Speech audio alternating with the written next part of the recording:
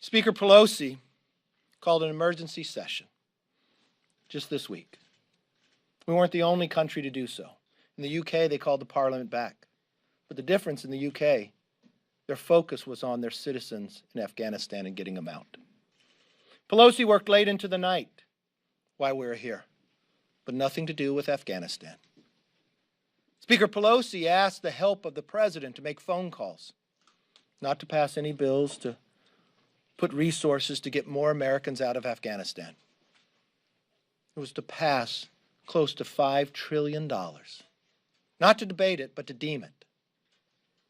Every single Democrat voted for that, and every single Democrat voted against Congressman Gallagher's PQ that would ask that we could get the number on a daily basis of how many Americans are in Afghanistan and to stay until the mission is done that all Americans are out.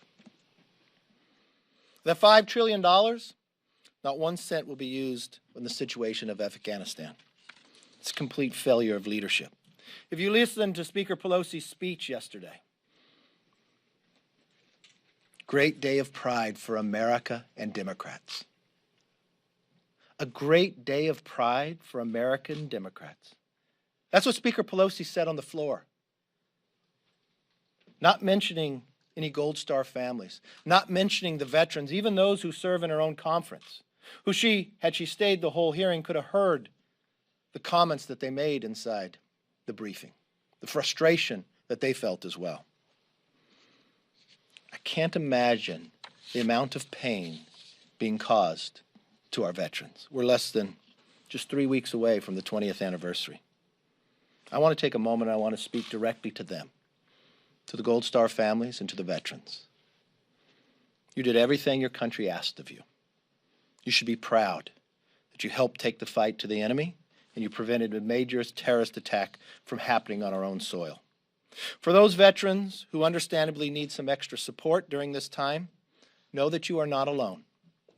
Please do not hesitate to reach out for help. Contact for the Veterans Crisis Line, call 1-800-273-8255.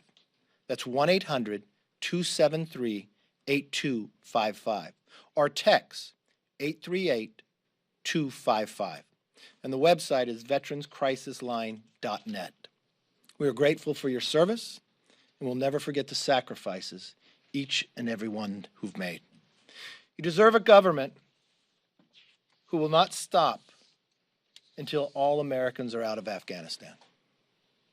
We will continue to hold them accountable, and that is what our mission is.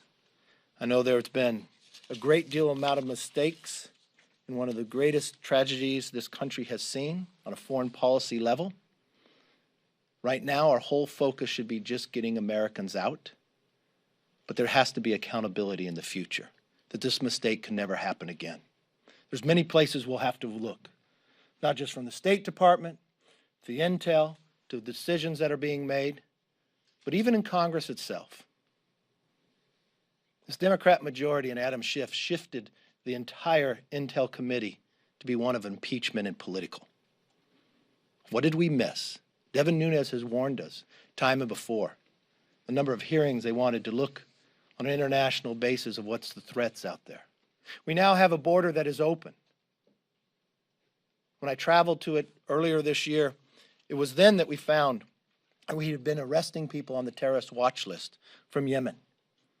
When I brought forth that on a press conference, I was criticized by Democrats. Congressman Gallegos. He said I was not telling the truth, I was lying. He has not apologized for that. We now have 5,000 prisoners that were released in Afghanistan. We have more than 100 different countries of individuals coming across our southern border. We have a president that opened it up. Now is the time to close it. This country is less safe today than we were 20 years ago based upon the actions that have just taken place. Allowing Taliban to control our foreign policy, weaponizing them, reports now that they have more Black Hawks than Australia.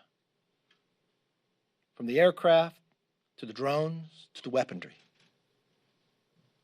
They have more support than they had before, just from their own military buildup of the weapons that they've taken from America. Now a border that is open and a fear of what the future holds. This has all got to change. And the presidency has to change its foreign policy. All right, folks, thank you so much for joining us here at Golden State Times. If you're new to the channel, we encourage you to subscribe by clicking that middle button. Also, check out our previous video by clicking the video on the right, or a video you might enjoy by clicking the video on the left. Also, don't forget to click the thumbs up button and share this video on social media. Peace.